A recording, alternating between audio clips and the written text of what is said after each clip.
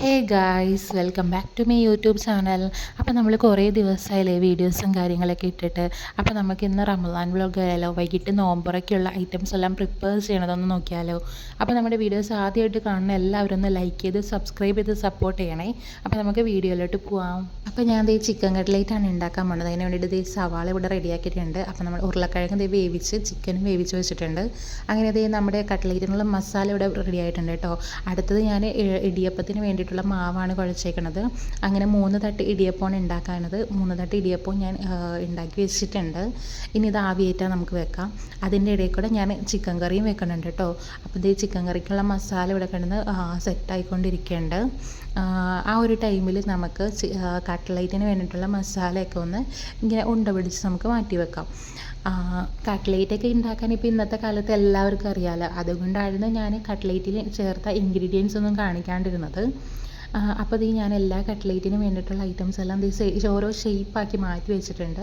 അപ്പോഴത്തേക്ക് നമ്മുടെ ചൂടായിട്ടുള്ള നല്ല ഇടിയപ്പം വെന്ത് വന്നിട്ടുണ്ട് കേട്ടോ.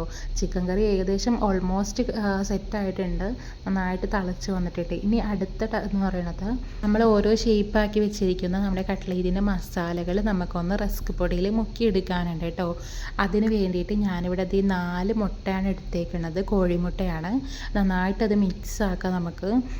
നന്നായിട്ട് ഫുള്ള് മിക്സ് ആയതിന് ശേഷം നമ്മൾ ഓരോന്നായിട്ട് ആദ്യം മുട്ടയിൽ മുക്കിയിട്ട് നമ്മൾ എടുത്ത് വെച്ചിരിക്കണം റസ്ക് പൊടിയിൽ നന്നായിട്ട് നന്നാപോലെ ഡിപ്പ് ചെയ്തതിന് ശേഷം അത് മാറ്റി വെക്കാം. അങ്ങനെ നമുക്ക് എല്ലാം ചെയ്തെടുക്കാം. ഞാൻ ഇപ്പോൾ ഇവിടെ എല്ലാം ചെയ്തെടുത്തിട്ടുണ്ട്. അതിന് ശേഷം ഇപ്പോൾ എല്ലാം ചെയ്ത് വെച്ചിട്ടുണ്ട്. അതിന് ശേഷം നമുക്ക് ഫ്രൈ ചെയ്യാനായിട്ട് വെക്കാം. അതിൻ്റെ ഇടയിൽ കൂടെ ഞാനിത് നാരങ്ങ ഉണ്ടാക്കുന്നുണ്ട്. അതിന് വേണ്ടിയിട്ട് 3 നാരങ്ങയും ഒരു ചെറിയ കഷ്ണം ബീട്രൂട്ടും ഒരു ചെറിയ കഷ്ണം ഇഞ്ചിയുമാണ് എടുത്തേക്കണേ. അപ്പോൾ നമ്മുടെ കട്ട്ലേറ്റ് എല്ലാം ഫ്രൈ ആക്കി ഇവിടെ മാറ്റി വെച്ചിട്ടുണ്ട് കേട്ടോ. നല്ല ക്രിസ്പി ആയിട്ടുള്ള കട്ട്ലേറ്റ് ഇവിടെ റെഡി ആയിട്ടുണ്ട്. ഞാനിങ്ങനെ ഓരോന്ന് ഉണ്ടാക്കിയതിന് ശേഷം ഉണ്ടാക്കുന്നത് എല്ലാം കൂടി കാണിക്കുമ്പോൾ വീഡിയോ ഒരുപാട് ലെങ്ത് ആയി പോകും, പിന്നെ ടൈമും ഇല്ല. അപ്പോൾ നമ്മൾ ഉണ്ടാക്കി വെച്ചിരിക്കുന്ന നാരങ്ങളും ഇവിടെ സെറ്റ് ആയിട്ടുണ്ട്. അപ്പോൾ ഞാൻ നേരത്തെ ഒരു കപ്പിനകത്തേക്ക് 1 സ്പൂൺ കസ്കസും കൂടി വെള്ളത്തിൽ കുതിർത്താൻ വെച്ചിട്ടുണ്ടായിരുന്നു. അപ്പോൾ അതും കൂടി ഈ നാരങ്ങ വെള്ളത്തിലോട്ട് ആഡാക്കിയിട്ട് നന്നായിട്ട് മിക്സ് ആക്കിയതിന് ശേഷം ഞാൻ ഫ്രിഡ്ജിൽ വെച്ച് തണുപ്പിക്കുകയാണ്. അതിന് ശേഷം ഉണ്ടാക്കാൻ പോകുന്നത് കുമ്മട്ടിങ്ങ ജ്യൂസാണ് കേട്ടോ. വാട്ടർമെലൺ ജ്യൂസാണ് ഉണ്ടാക്കാൻ പോണത്. നന്നായിട്ട് വൃത്തിയാക്കിയതിന് ശേഷം 2 പൊളിച്ചിട്ട് ചെറിയ ചെറിയ കഷ്ണങ്ങളാക്കിയിട്ട് പഞ്ചസാരയും കുറച്ച് വെള്ളം കൂടി ആഡ് ചെയ്തിട്ട് ജ്യൂസ് പോലെ ആക്കി എടുത്തിട്ടുണ്ട് കേട്ടോ. നല്ല നോമ്പ് തുറക്കുമ്പോഴേക്ക് കഴിക്കാൻ പറ്റിയ നല്ലൊരു ഐറ്റമാണ്. അപ്പോൾ നമ്മുടെ എല്ലാ ഐറ്റംസും ഇവിടെ റെഡി ആയിട്ടുണ്ട്. ഇനി നമുക്ക് സെർവ് ചെയ്യാം. ഏകദേശം മഗ്‌രിബിന് ബാങ്ക് കൊടുക്കാൻ ടൈം ആയിക്കൊണ്ടിരിക്കുന്നു. അപ്പോൾ നമുക്ക് ഇന്നത്തെ നോമ്പുറക്ക് ഇതൊക്കെയായിരുന്നു. സമോസ ഓൾറെഡി നമ്മൾ കടയിൽ നിന്ന് വാങ്ങിച്ചു.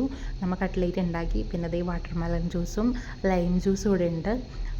അപ്പോൾ അടുത്ത് നമ്മുടെ ഇടിയപ്പമാണേ. നോമ്പുറക്കലൊക്കെ കഴിഞ്ഞു, നിസ്കാരവും ഓത്തും കാര്യങ്ങളെല്ലാം കഴിഞ്ഞിട്ട് നമ്മൾ ചായ കുടിക്കാനിരിക്കുകയാണ്. അപ്പോൾ നമ്മുടെ ഇടിയപ്പവും ചിക്കൻ കറി ഇവിടെ റെഡി ആയിട്ടുണ്ട്.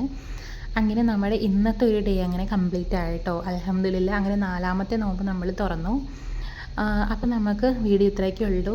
അപ്പോൾ നമുക്ക് നെക്സ്റ്റ് നല്ലൊരു വീഡിയോ ആയിട്ട് വരുന്നവരെയും എല്ലാവർക്കും ബൈ ബൈ. വീഡിയോ കണ്ടിട്ട് ഇഷ്ടപ്പെട്ടെങ്കിൽ എല്ലാവരും ഒന്ന് സപ്പോർട്ട് ചെയ്യണേ.